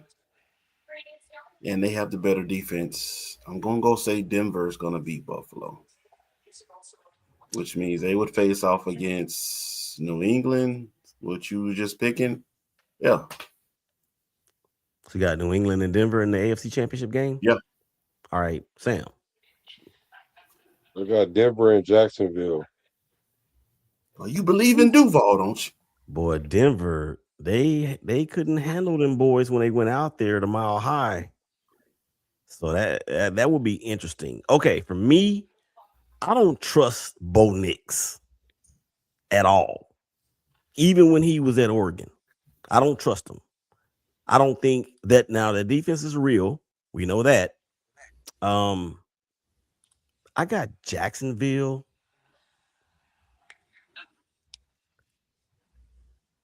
and Houston in the AFC title game. I can see that. Five versus three. I can see Houston beating Denver. Jacksonville would beat Buffalo, and then Houston, of course, would beat Pittsburgh, and then Houston would play Denver. Houston and Denver would be a low-scoring game, boy. And they didn't they play this year? And they played regular season, and it was a low-scoring game. That's the game that that's two of the toughest defenses right there. Stroud got concussed in that game. Who did? Stroud. CJ Stroud. Oh, yeah. Sure did. Everybody in that game, though. Yeah. All right, let's kick it over to the NFC. Sam, who you got going to the NFC title game? This is gonna be kind of cool right here. I got Chicago and the Niners, maybe. Let me see, is that possible? Let me see. I got the Niners beating Philly, Chicago beating Green Bay. Let's go to Seattle. And then Seattle and the Rams. So Seattle will play the Rams. And then the Niners play Green Bay. Yeah. So it's gonna be Niners. No. If you say San Francisco is gonna win, if they're the lowest seed from that first round, they will go to Seattle because they're 6. Seattle. Yeah. Oh yeah, they're gonna beat Seattle. And LA, the Rams will go to Chicago. Oh yeah, so it's gonna be the Niners and the Bears, just like I was hoping. Yep, Niners and Bears. Okay. Donnie. Wow, Donnie? that would be interesting. That would be interesting. All right. The way I have it, Rams, Bears, Seahawks, Niners. NFC Championship game is going to be a rematch, third time around this season between Seattle and the LA Rams. Whoa. I got the Niners beat. No, I got the Eagles beating the Niners. They Mm-hmm. will face who? So they will go to They would, Chicago. You yeah, have they will go to you have Chicago. Chicago. Chicago. If Chicago wins. I'm going Right. Rams, Eagles. Rams, Eagles. Yes. I'm That'd doing this. be a rematch. Yeah, I'm going the same way. I don't think Chicago, I've already said it. I don't think they get out. I think the champs beat the 49ers. LA is going to thrash the Panthers, and then it'll be set. All right. So who's going to the Super Bowl and who's winning it and who's the MVP? Sam. Sam, I am green eggs and ham. So the Super Bowl is gonna be Jacksonville and Bears. And I'm going with Sunshine for the MVP with the new grill. He got a new grill and everything. It's already bust down. All he needs is a ring to go with it. So I'm going with Jacksonville this year. Okay. Interesting. Donnie. Um, I'm gonna go with the Los Angeles Rams to solve the Sam Darnold problem. The real Sam he is will show up and probably throw 6 interceptions at home. Um, and then in the AFC, I've got Denver over New England. I just trust the Denver defense a little bit more than I trust New England's offense. Mm. So I got Denver and the Rams. And I don't think they never matched up in the Super Bowl before. Mm-mm. So you have two from west of the Mississippi. Winner, I'm gonna go with Denver. And MVP, I am going to go with, much like last time they won it with a defensive player. I'm going Pat Surtain. Yep. I see that. I can see that. Whoa, what you got? The Patriots are going to make it. And they're going to face off against the Hams. The And who? between the Patriots and the Hams. The Patriots and the Hams. I guess that would be the Rams and New Yeah. England. Yeah. All right. So who's winning it and who's going to be your MVP? Between them, yeah, I think I'm gonna get a nod to the NFC on this one. They have a loaded offense, and if they could stay consistent, I think McVay and Stafford get it done. Mm. I like Jacksonville and the Rams. And the winner will be the fans. Nah. The Rams and their offense and the Jags and their offense, we could be looking at one of the highest scoring Super Bowls ever. So my pick to win the Super Bowl and MVP,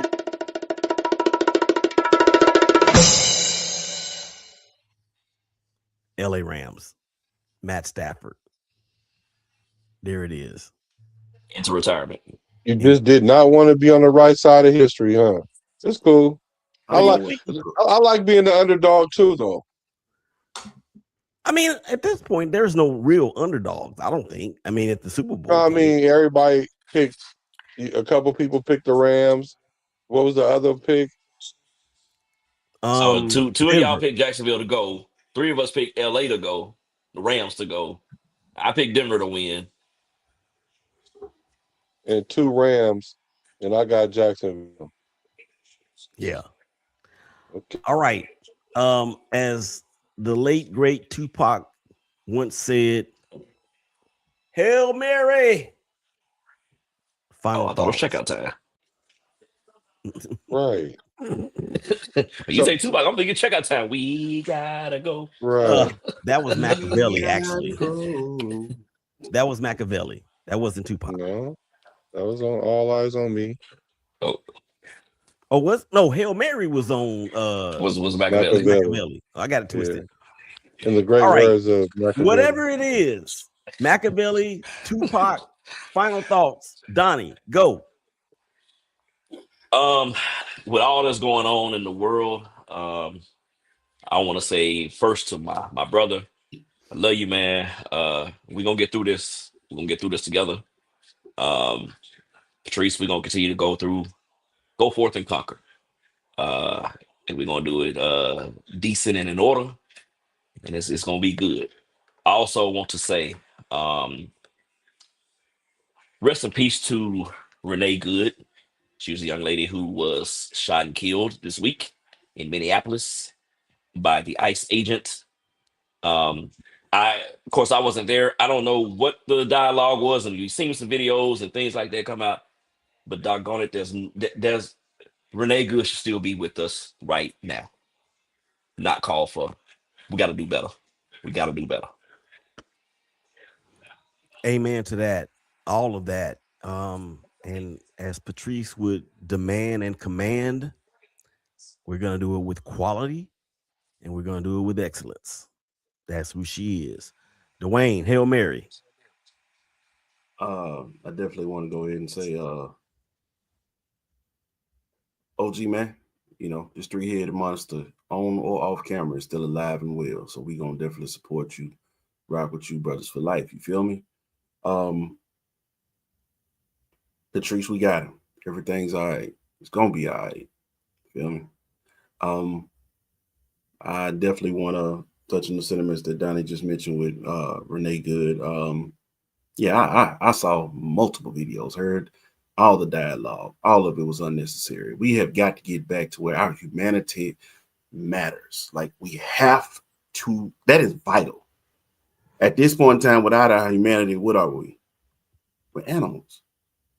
You know what I mean? Like, we are flat out just animals. And I refuse to believe we've sunken that far. Prioritize our humanity. It always has to be humanity over dollars. You know what I'm saying? All money ain't good money. Let's just get back to supporting each other, caring for each other, protecting each other, and calling people out for their BS.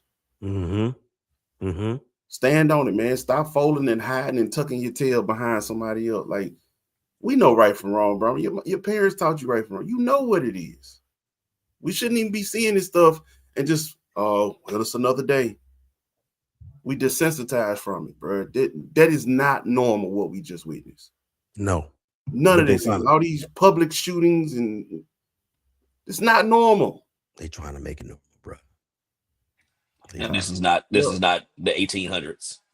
Well, that's what they want to go back to. Certain select. Sam, Hail Mary. Yeah, I started this stream off saying if I was any better, I'd be you, and I still hold to that because life is something else, and God is unpredictable, but we trust in Him. And I was saying I would be better because, like, just making this content stuff, this stuff is hard, doing it all the time, every day, trying to build a media group, trying to build a network, or just doing a show at all. Like, it's difficult. So for you, because I've been in the funk for like 8 months about it, and so for you to get up one extra time, that's what motivated me to get up one extra time. So the Lord does work in strange ways. I would never wish that on anybody. But God's plan is perfect, and it's only appropriate that this is called the ShakeBack Media, because now you're shaking back. And so if I see you can get up from what you've been through, because I don't know how I could handle that, because I've never been married. But I am getting married next Friday, though. But if I was ever to be in that position, I want to be strong enough to be able to get up one extra time. So I salute you, bro. Anything I could do, I'm here for you. And if I can help the bros help you, I'm here for that too. Well, y'all dudes are trying to make me cry on air, and it almost happened earlier. My Hail Mary is everything that you guys have said, and I appreciate the support. I can't tell you in words how much it means to me, how much I need it. When you talk about Sam, the ShakeBack, it was created for things like this, stuff like this. We just never thought in a million years that it would happen to us this soon. I have a message. It's a series of messages, actually. I will be bringing back Don't Jump the Podcast. That was me and Patrice's baby together. I'm going to bring that back on Tuesday. I have a message for the masses. And my prayer is that it, 1, glorifies God. 2, that it brings one person to Christ. And then 3, that when Patrice is looking down and watching the show, that she will be proud of what we said we wanted to do, which is to help people. The message is titled, "Why Would I Complain?" And anybody that's watching, I need your encouragement, because I don't want to do this. I do not want to do this, but I have to, because there's somebody that's standing on the ledge ready to jump. And my message is, don't jump. Get up and don't jump. There's too many things. It's so easy to complain about any and everything. As a matter of fact, it is too easy to complain about any and everything. And if my journey and my family's journey is strong enough to motivate somebody in whatever it is they're thinking about doing to themselves, stop. Just stop. And, that's where it is. All right. It's time for us to bounce. It has been a tremendous show. I thank all 3 of you guys, and I hate that Mike didn't get a chance to make it, but I'm sure he had a very good reason. It's not like him to just not show up. So we're going to go ahead and get up out of here. There's my boys playing in the background. Sam, you hear that? You hear that? You hear that? You hear that? I'll make a right on 73rd and purchase some. Anyway, or Sam, or Donnie, or Dwayne, this is Willie. Patrice, I love you. And, like, subscribe, share. Y'all take care of each other. Y'all love each other, and we'll holler at y'all again real soon. Peace. We out. Peace.